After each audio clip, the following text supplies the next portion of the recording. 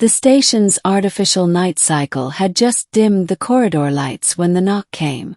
I wasn't expecting visitors, least of all her. The door hissed open and there she stood. Lyra, the alien girl from the Veari delegation. She looked younger than she was, with those large silver eyes reflecting the faint glow of the corridor, and her soft crest of blue-white hair falling unevenly across her shoulder.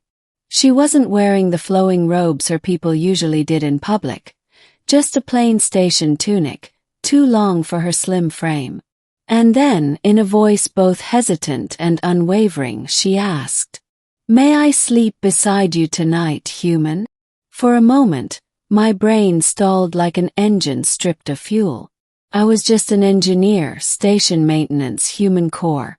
Nothing special. Why would a Veari ambassador's daughter, member of one of the most closed-off and proud species in the Orion Arm, ask to share a bed with me of all people?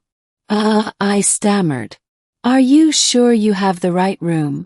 Lyra tilted her head, crest shimmering faintly. "Yes, I know your scent. And your voice." That didn't help my racing heart. Beginning, the human and the outsider. The Veari had only been part of the interstellar accord for 6 months, and already the station was buzzing with rumors. Their crystalline ships, their telepathic songs, their rigid hierarchy, everything about them fascinated and unsettled the other species. But beneath all that strangeness, they weren't invulnerable. They'd suffered greatly in the last border war, their colonies shattered. The Accord had given them refuge.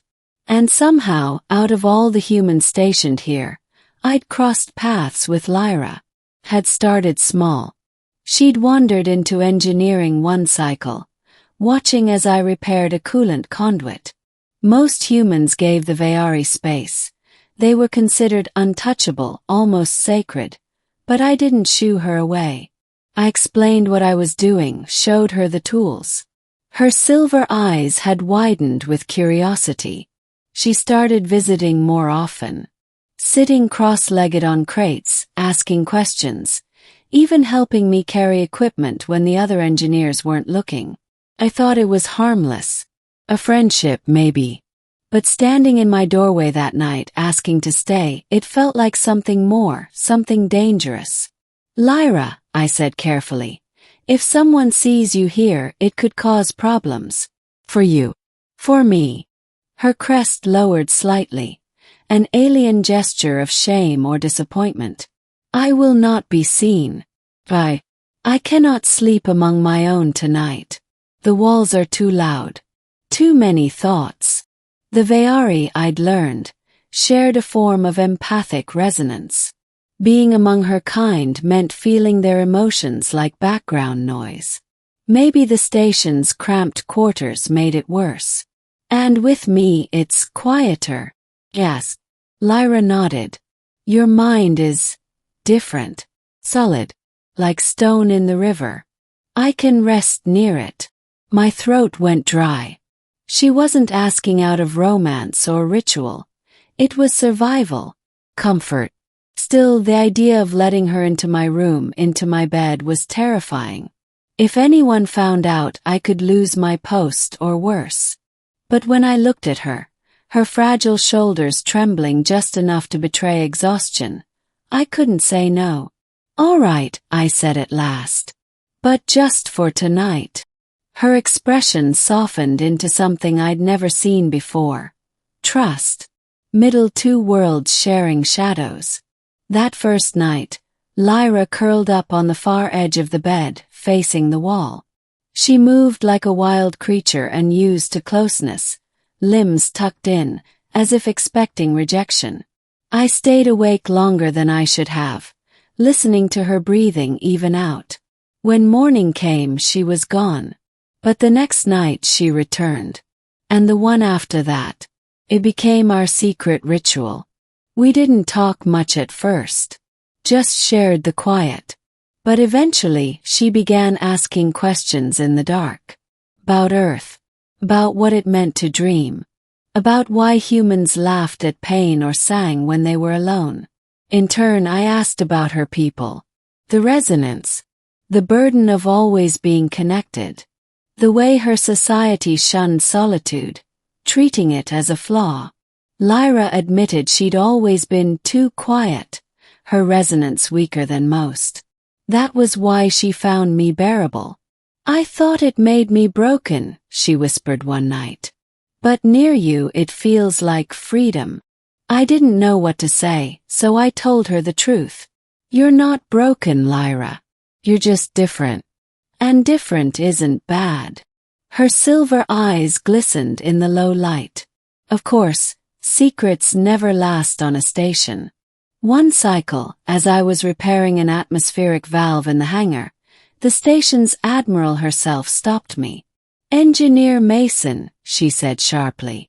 "You've been spending a lot of unscheduled time with the Vayari delegate's daughter." I nearly dropped my hydrospanner. "Ma'am, Her piercing gaze silenced me. "Be careful. Their culture is delicate. A scandal now could fracture negotiations.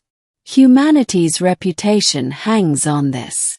I nodded stiffly, promising to be professional. But inside, dread gnawed at me. That night, when Lyra appeared at my door again, I hesitated. "Lyra, maybe you shouldn't come here anymore." Her crest quivered. "Because of them. Because it's dangerous. If anyone thinks we're more than friends." She stepped closer, eyes shimmering fiercely.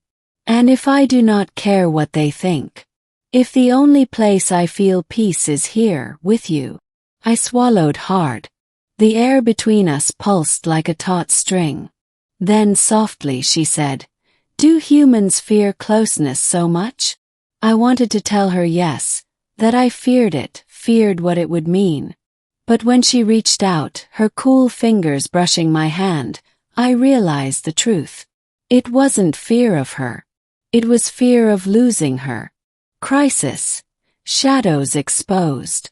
The breaking point came 2 weeks later. A diplomatic reception was held in the Grand Hall, all species mingling in forced civility. Lyra attended with her father, Ambassador Kale. I kept my distance, watching from the maintenance balcony. But during the speeches, I saw her falter. She swayed, gripping the rail, overwhelmed by the psychic noise of so many resonances. Her father didn't even notice. No one did. Except me. I slipped down from the balcony, weaving through the crowd until I reached her side. She was trembling, silver eyes unfocused. "Lyra," I whispered. "Breathe. Focus on me." Her gaze locked onto mine, and slowly she steadied. But it was too late. The ambassador saw us, saw the way she clung to me, the human engineer. His expression hardened into cold fury. The reception ended in whispers. That night, Lyra didn't come to my quarters. Instead, 2 security officers arrived with orders. I was confined to quarters pending inquiry, accused of compromising diplomatic neutrality.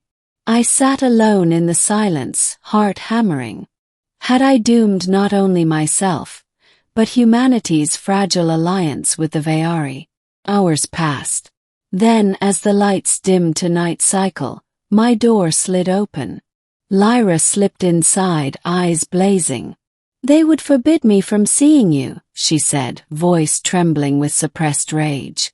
"They say a Vayari should not need a human to quiet her mind. That I dishonor my people." "Lyra," I began, but she stepped closer. "I do not care for their pride. I care that you saw me when no one else did. That you gave me silence when I was drowning. And if they cast me out for that, so be it." Her hand found mine firm this time. No hesitation,